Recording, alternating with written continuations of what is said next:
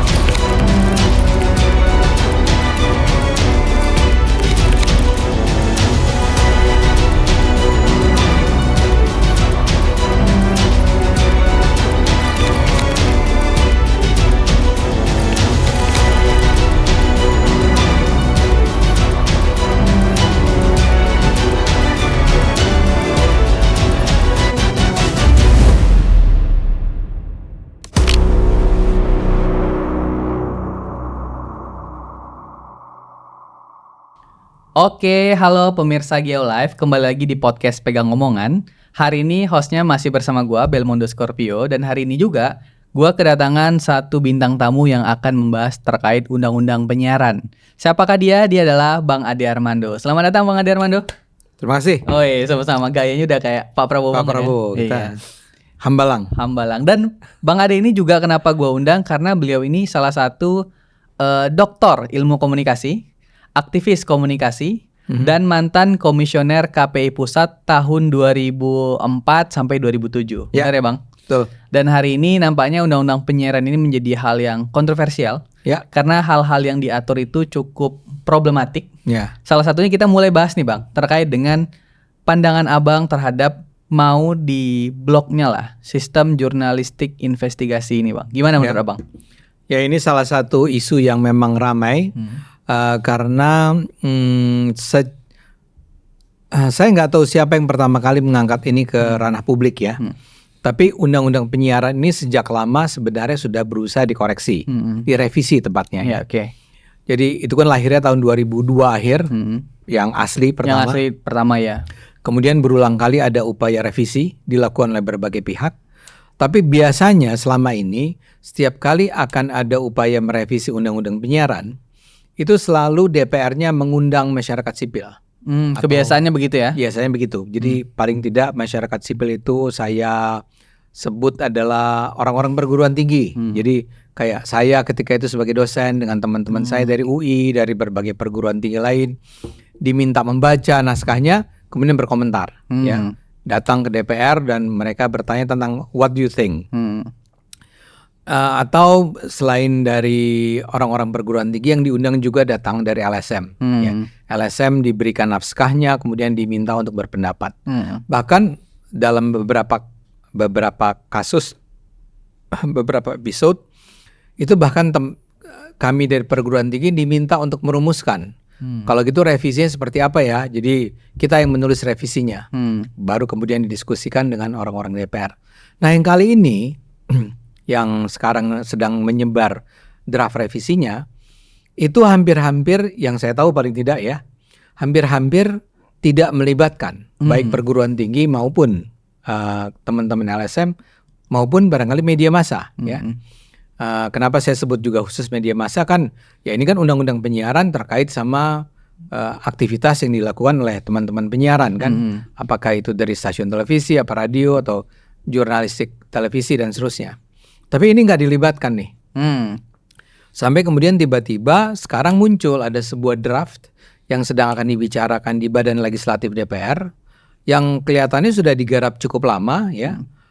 Tapi baru sama-sama kita ketahui sekarang. Dan ketika orang baca, saya nggak tahu siapa nih yang menyebarkannya, karena jangan-jangan tidak pernah disebarkan secara resmi, tapi lebih ke ada orang yang menyusupkan nih. Ini ada draft undang-undang penyiaran, revisi undang-undang penyiaran yang ternyata isinya sangat bermasalah. Nah, Anda Belmondo baru saja menyebut satu pasal yang sangat problematik ya, sangat kontroversial, yaitu pasal yang menyatakan bahwa di dalam penyiaran nantinya akan ada larangan terhadap apa yang disebut sebagai laporan jurnalisme investigatif, ya, laporan jurnalisme investigatif.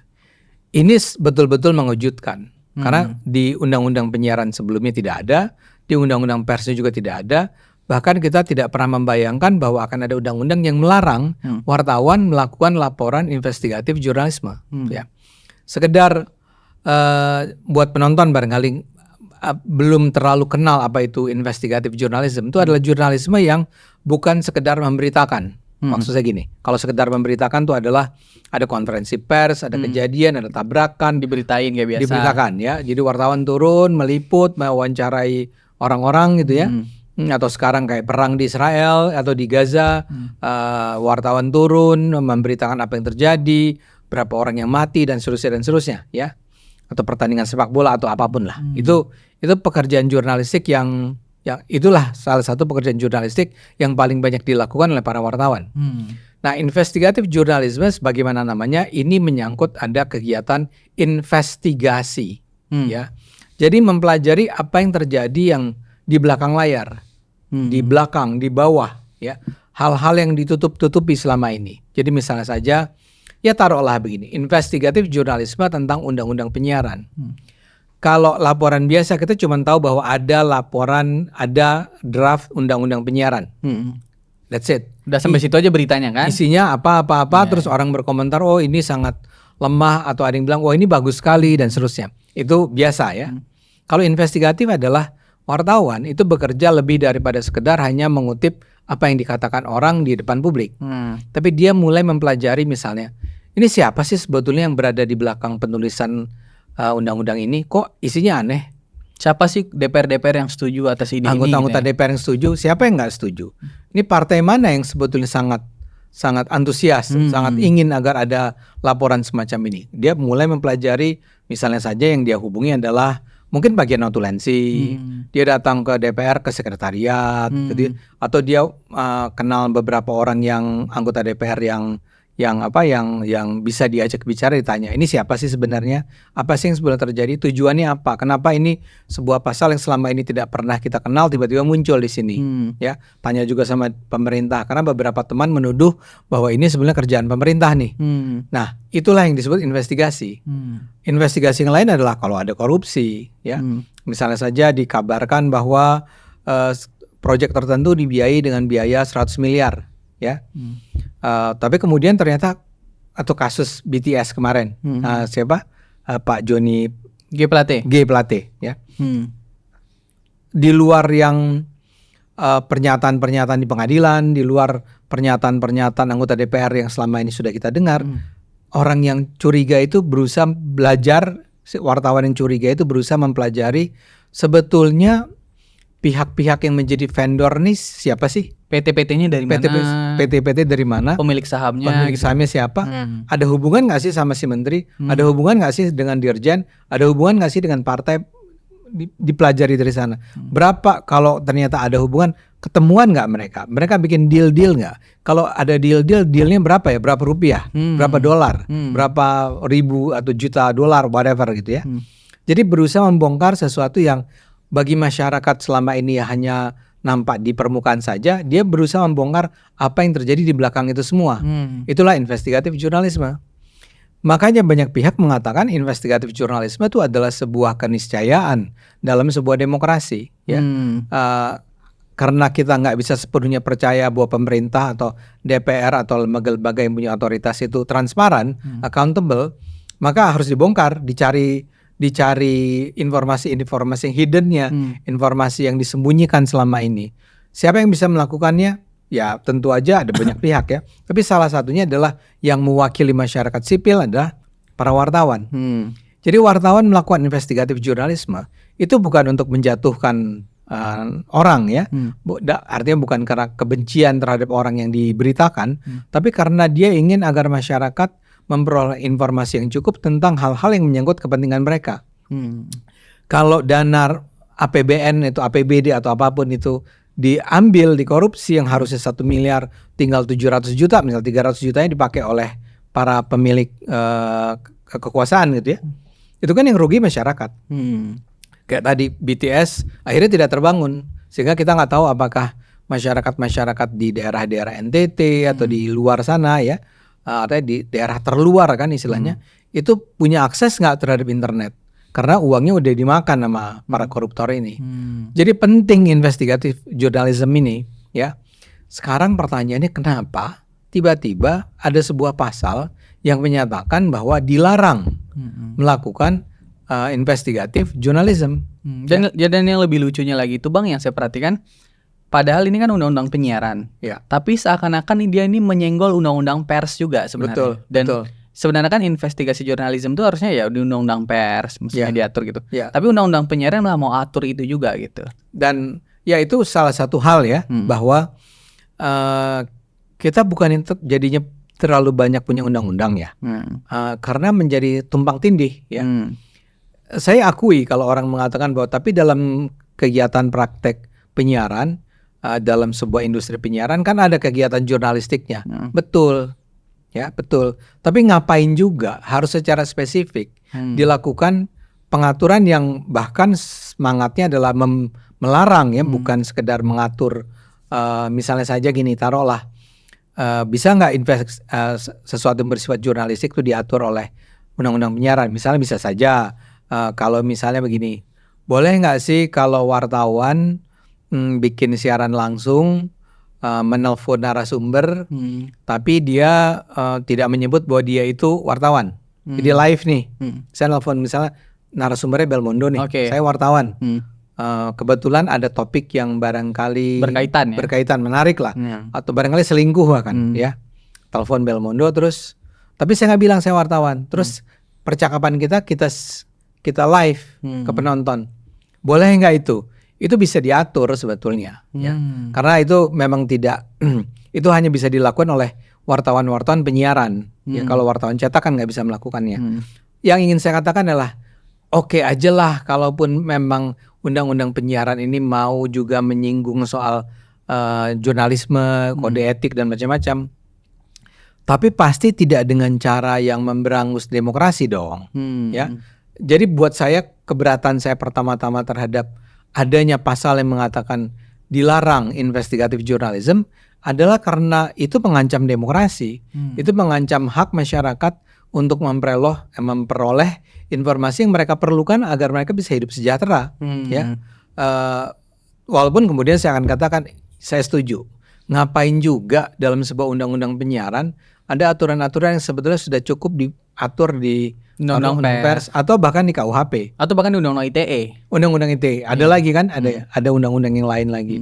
Kalau KUHP kan tadi saya bilang kenapa pula di sini dikatakan di Undang-Undang Penyiaran ada satu pasal lagi yang juga menarik, dilarang melakukan pencemaran nama baik, which is itu kan ada di Undang-Undang ITE itu kan, di KUHP juga. Bahkan di KUHP yang paling gampang, yang paling jelas semua bentuk pencemaran nama baik di Indonesia ini, mau di media cetak, mau di media penyiaran, mau ngomong langsung, mau di sebuah ceramah agama, ceramah politik, nggak boleh kan?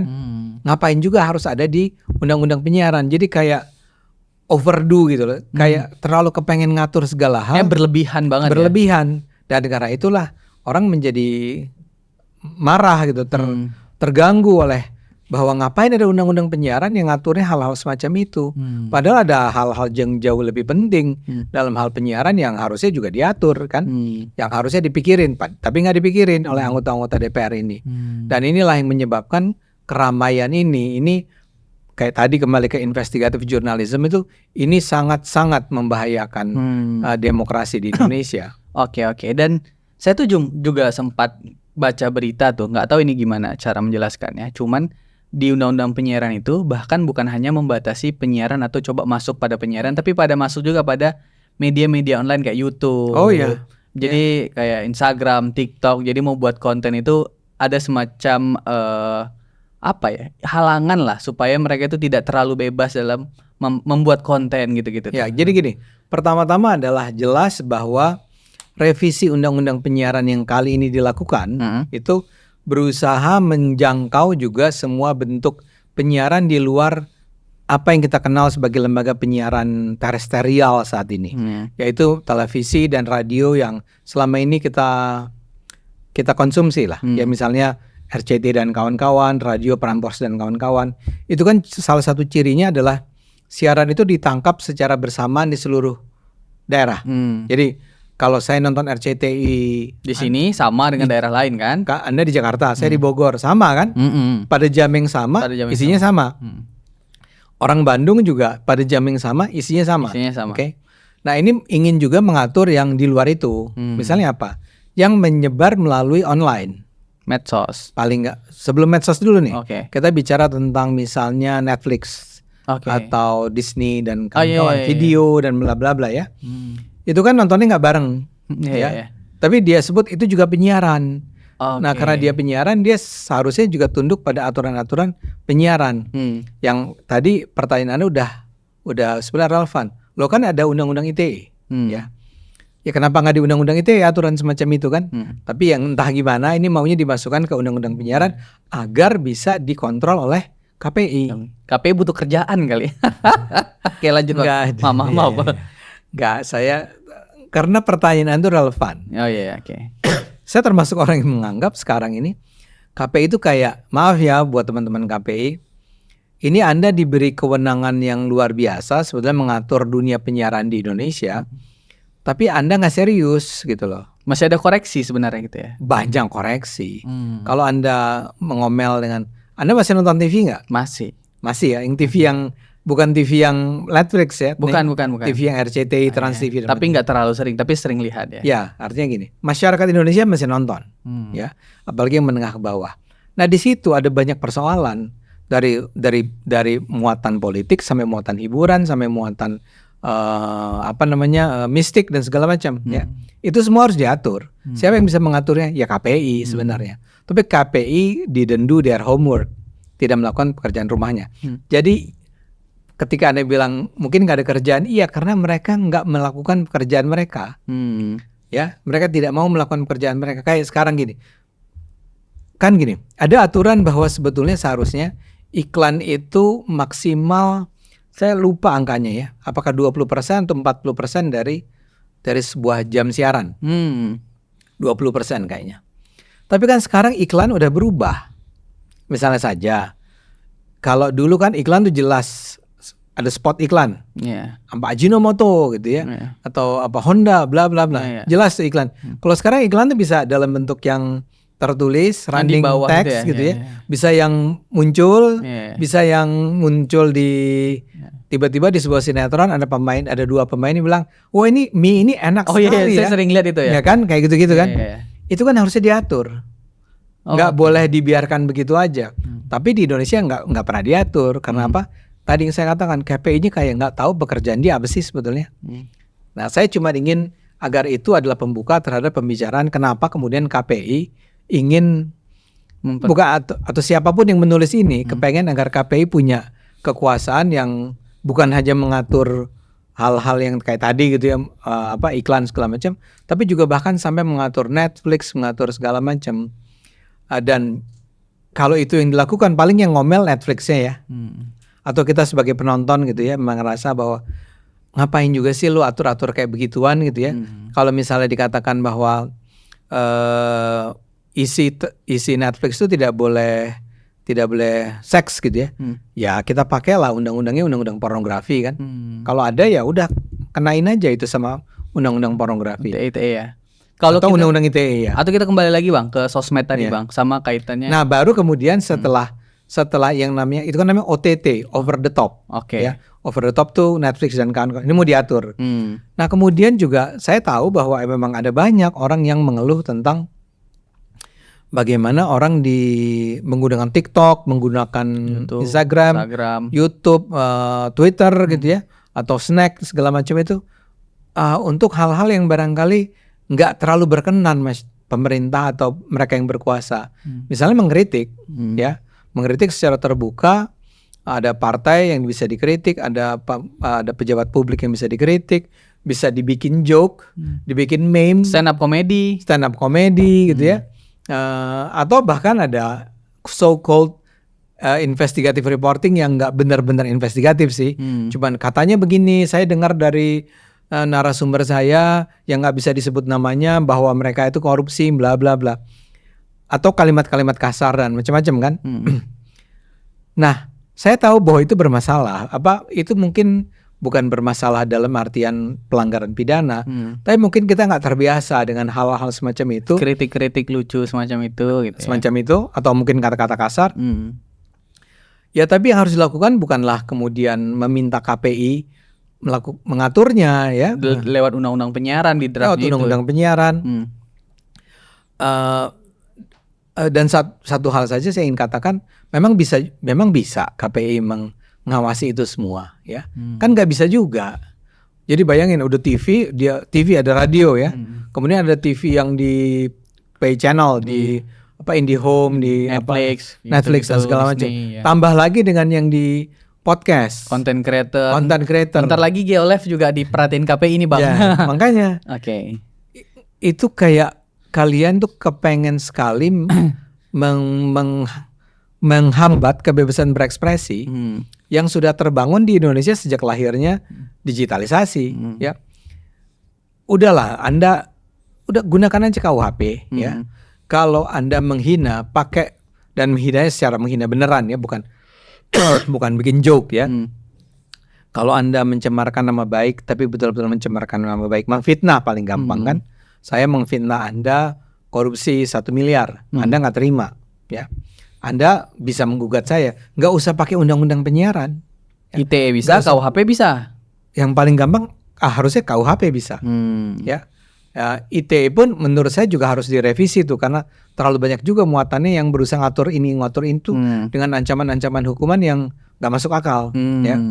Jadi kita sedang melakukan demokratisasi. Saya setuju bahwa tidak boleh segala hal itu dibiarkan bebas. Tapi jangan overdo juga. Jangan bikin, bayangin ada KUHP, ada undang-undang ITE, ada undang-undang pers, ada undang-undang penyiaran. Ada 4. Ya, ada 4. Kepada kita semua 4-4-nya itu bisa dikenakan, bisa digunakan untuk mengerem apa yang boleh kita katakan. Padahal isinya sama juga sebenarnya kan, Bang. Maksudnya pencemaran nama baik gitu. Iya, misal pencemaran nama baiknya cukup 1 aja. Kenapa harus ada pencemaran nama baik di sini, di situ, di situ, di sini? Ini kan semua undang-undang yang dibuatnya baru semua. Saya mau bilang gini, kalau dulu barangkali orang bisa mengatakan KUHP nggak bisa dipakai. Kenapa? KUHP yang dipakai di Indonesia adalah KUHP yang dibuat tahun 50-an dan belum pernah diubah. Sekarang udah diubah. Ada nggak pencemaran nama baik? Ada di sana. Jadi bisa nggak dipakai? Bisa. Jadi kenapa harus ada harus ada di undang-undang ITE, harus ada di undang-undang penyiaran. Undang-undang pers saja nggak ngatur itu. Iya benar. Ya, dan yang lebih menarik juga di dalam draft yang ada di undang-undang penyiaran itu ada kata-kata kayak LGBT dilarang menjadi apa sih, Bang, bintang iklan, ya? Ada 2. Apa tuh? 1 adalah nggak boleh ada bintang iklan. Bintang iklan LGBT. Yang kedua? Yang kedua adalah tidak boleh ada pelaporan pemberitaan mengenai LGBT. Oke. Mengenai pemberitaan kita geser dulu. Yang pertama ini adalah sosok LGBT untuk nggak boleh iklan. Ini yang saya bingung adalah mengidentifikasi misal anggaplah ya diresmin. Mengidentifikasinya aja itu gimana? Apakah dia harus ke dokter, ke psikolog dulu, atau dia buat pengakuan gitu? Saya nggak tahu. Dari Bang De gimana? Enggak, ya. Jadi Anda sudah menyampaikan secara sangat jelas. Betapa tidak masuk akal ya ada sebuah pasal tentang pelarangan orientasi seksual orang. Ini model iklan, ya. Saya nggak tahu apakah kalau dibongkar-bongkar jangan-jangan udah ada juga host yang LGBT atau apa. Tapi yang pasti saya baca tuh adalah dalam iklan tidak boleh ada. Saya jangan harus cek dokter juga nih kan. Canda. Pemeran yang LGBT. Iya. Itu persis seperti Anda bilang, Belmondo 1. Emang salahnya LGBT itu apa sih? Ini terlepas, saya minta maaf buat penonton, ya. Anda mungkin nggak setuju sama LGBT, mungkin saya setuju, Anda nggak setuju, ya nggak apa-apa juga. Tapi boleh nggak secara hukum Anda melarang seorang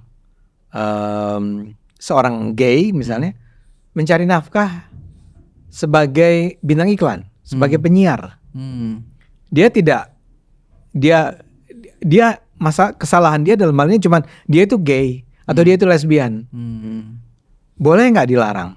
Nah, dalam definisi hak asasi manusia atau batasan-batasan hak asasi manusia internasional, LGBT itu adalah sesuatu yang bukan sesuatu yang dianggap pelanggaran hukum pidana. Ya. Jadi kalau dulu kan masih ada mitos bahwa LGBT itu adalah sesuatu yang jahat gitu ya. Ya. Mungkin landasan alasannya adalah agama ya. Tapi kemudian itu berkembang menjadi sesuatu yang dianggap sebagai kayak di Rusia sampai sekarang itu dilarang ya.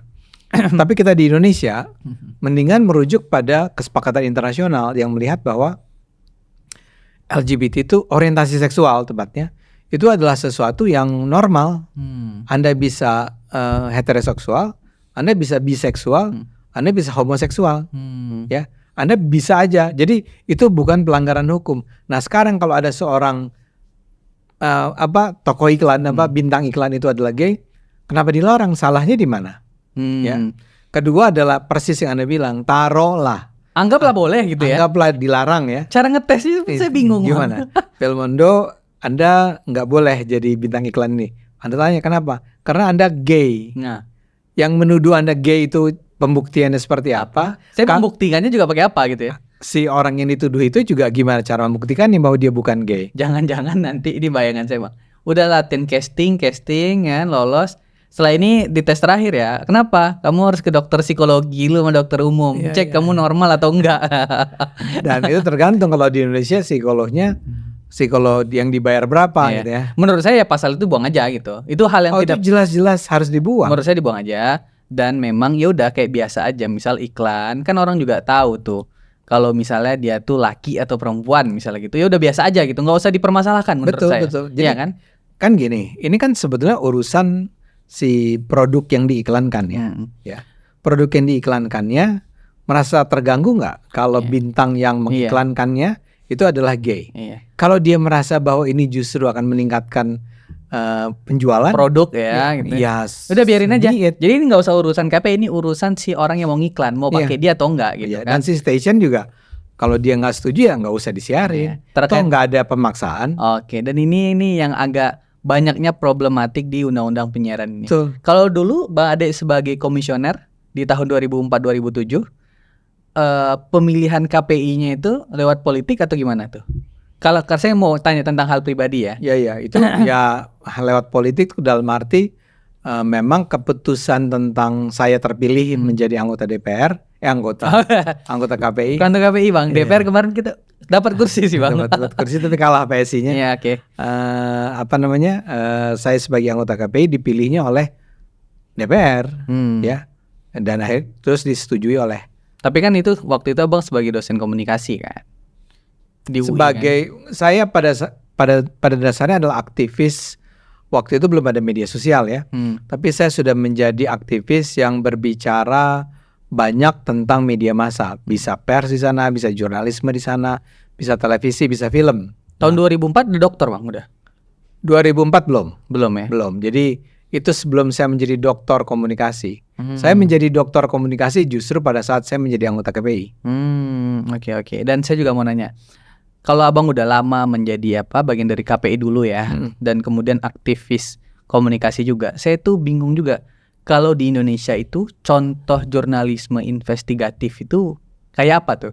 Kayak saya soalnya kepikiran kayak misalnya yang ada nggak sih yang dulu tuh di Trans TV atau TV mana gitu dia datang ke tempat makan, terus suaranya kecil. Awalnya saya coba-coba, saya buat bakso pakai tit gitu-gitu loh Bang. Apakah itu jurnalisme investigatif itu? Jadi gini, itu jurnalis supposed to be, seharusnya itulah contoh jurnalisme investigasi ya. Nggak cuma yang tadi contoh kamu? Yang awalnya coba-coba terus saya pakai kan gitu-gitu loh. Kemudian juga waktu itu sempat ada di televisi itu tentang laporan investigasi bakso tikus. Iya itu yang saya maksud tuh. Ya. Atau apalah ya. Mukanya dihilangin, suaranya cemprengin gitu kan. Nah, jadi sebagian dari laporan-laporan semacam itu betul-betul investigative reporting. Jadi betul-betul si wartawannya itu menyelusup dan mengambil risiko karena ke gang-gang ketemu orang nggak dikenal gitu. Betul kan, kalau dia sampai misalnya datang ke sebuah pusat bakso tikus dan orang tahu bahwa dia adalah seorang wartawan, dia bisa dihabisi kan. Jadi itu adalah pekerjaan yang berisiko. Apalagi yang misalnya penyelidikan tentang narkoba dari mana? Narkoba gitu. Ya masuknya dari mana, di laut atau segala macam kan. Penyelundupan orang bla bla bla. makanya itu kan penting buat kita semua. Nah, masalahnya di Indonesia memang ada persoalan nih. Ketika si investigative reporting semacam itu laku, kan stasiun TV laku tuh dalam arti banyak penontonnya. Iya, masyarakat menambah wawasan juga tuh. Ratingnya tinggi, orang tertarik nonton.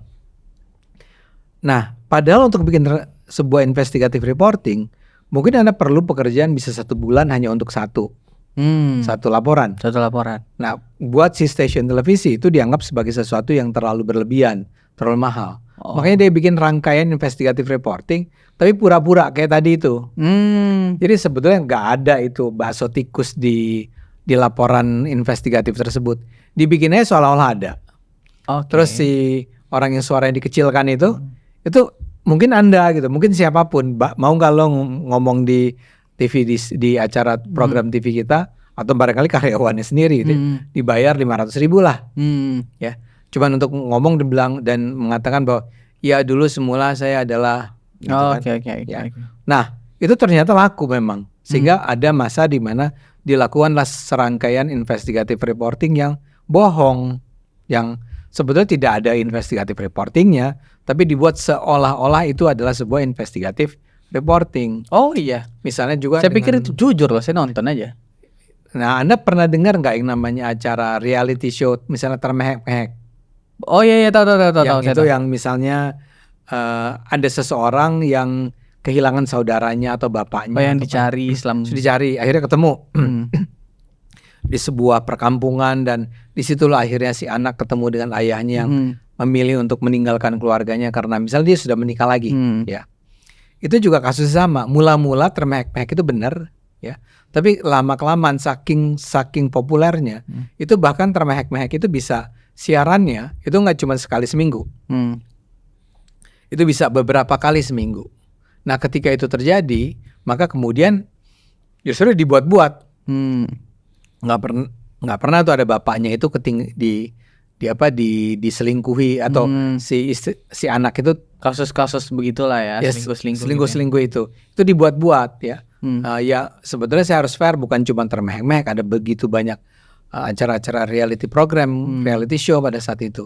Nah itu kalau dilakukan secara benar, memang wartawannya sampai mengejar, mencari tahu di manakah lokasi si bapak, ketahuan bahwa dia ternyata sekarang sudah selingkuh, dia sudah menikah kembali, bla bla bla. Itu the real investigative journalism. Jadi kalau dilakukan secara benar, itu bermanfaat buat kita semua. Nah sekarang orang akan bilang, ya tapi ternyata di Indonesia sebagian terbesar bukan the real investigative journalism.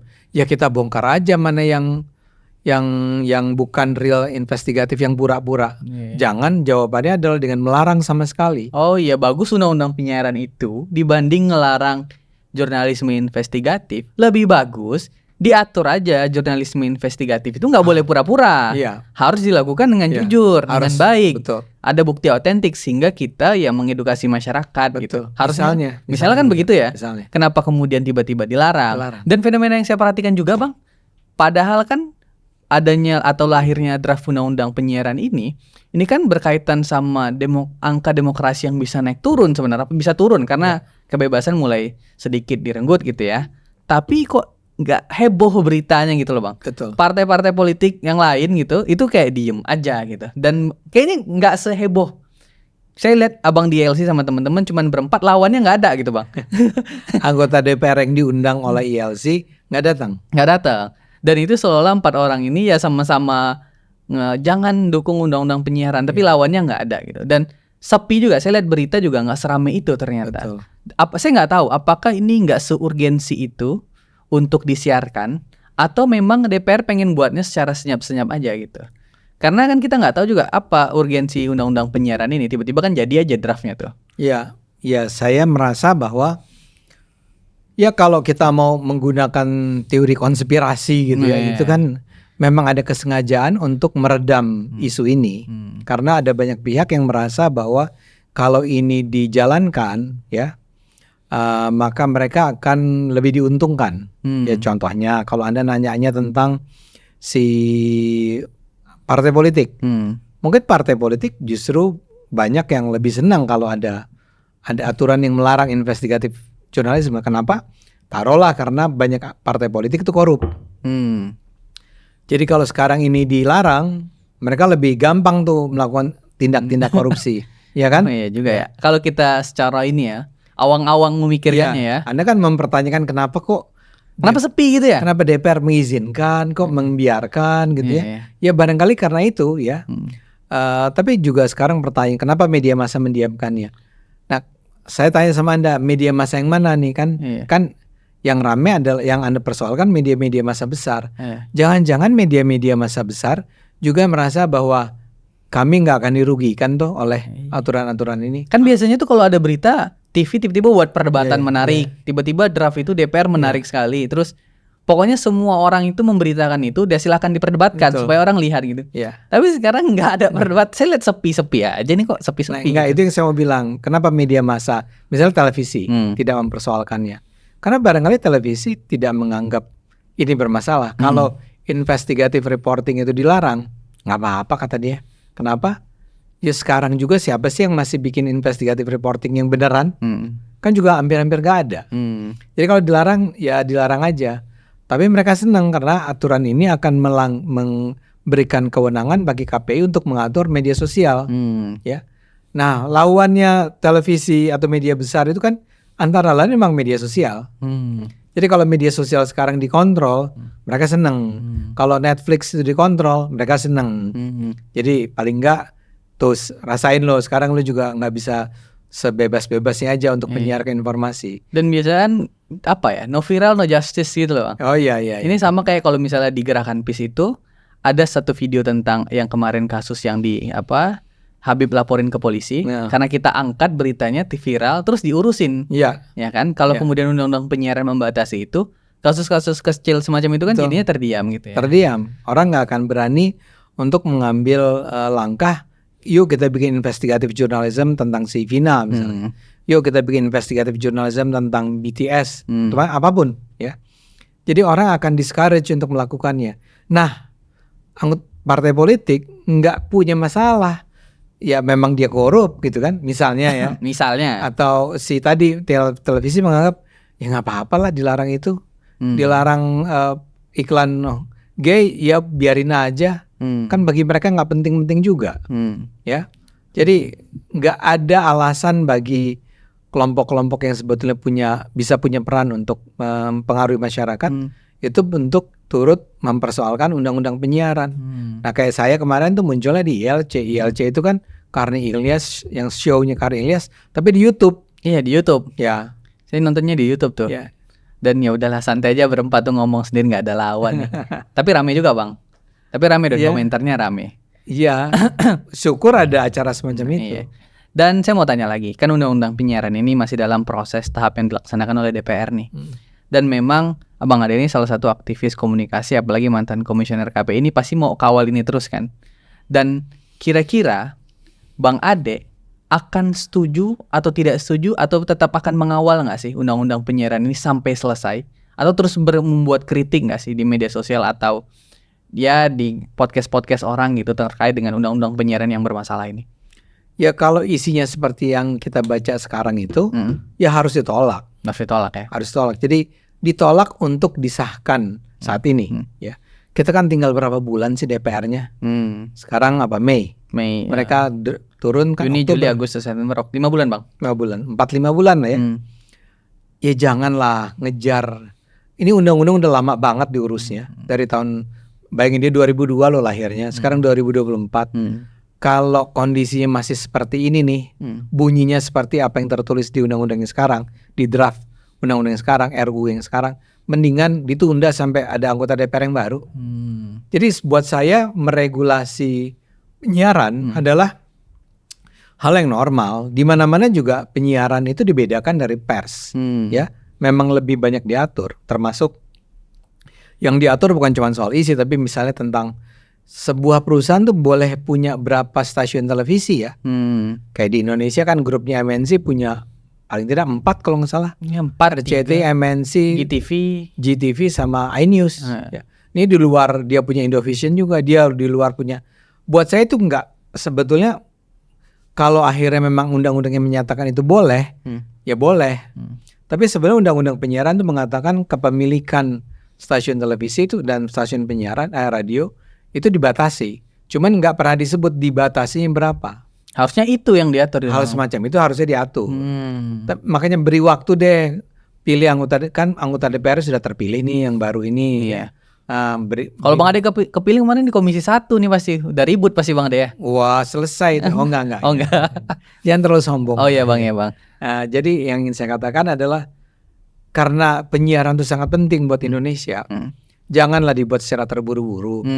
Bikin dengan seksama. Dengan baik. Duduk. Saya nggak bilang bahwa saya harus diundang terlibat untuk turut menyusunnya segala macam. Bukan itu. Tapi saya yakin anggota-anggota DPR yang baru juga banyak yang pintar, ya. Buatlah sebuah undang-undang, revisi undang-undang yang baik. Jangan dipaksakan. Nanti di bawah Pak Prabowo aja lah, di bawah Mas Gibran, ya di bawah DPR yang baru, ya. Biarkan itu dilakukan di sana. Dan kalau ternyata ini tetap dipertahankan, ya seperti Anda katakan tadi, saya akan tetap memprotesnya, mengkritiknya, walaupun dengan kesadaran bahwa ini udah goal ya. Tapi saya berharap, saya yakin ada banyak pihak yang berharap lah. Oke, ini tidak lahir. Oke, saya pegang omongan Bang Ade. Siap. Kita akan kawal undang-undang penyiaran. Oke. Kritik terus dan memberikan ya masukan lah supaya DPR ini lebih cerdas lagi kalau undang-undang penyiaran. Terima kasih banyak Bang Ade Armando telah menjadi narasumber terkait undang-undang penyiaran ini karena memang sulit nyarinya nih Bang selain Bang Ade yang berani kritik keras dan cukup ya memberikan masukan lah sama DPR supaya menjadi lebih baik. Dan sekali lagi terima kasih pemirsa Geolive. Nantikan podcast Pegang Omongan selanjutnya bersama narasumber lainnya bareng saya Belmondo Scorpio. Sampai jumpa teman-teman. Terima kasih banyak Bang Ade. Thank you. Thank you.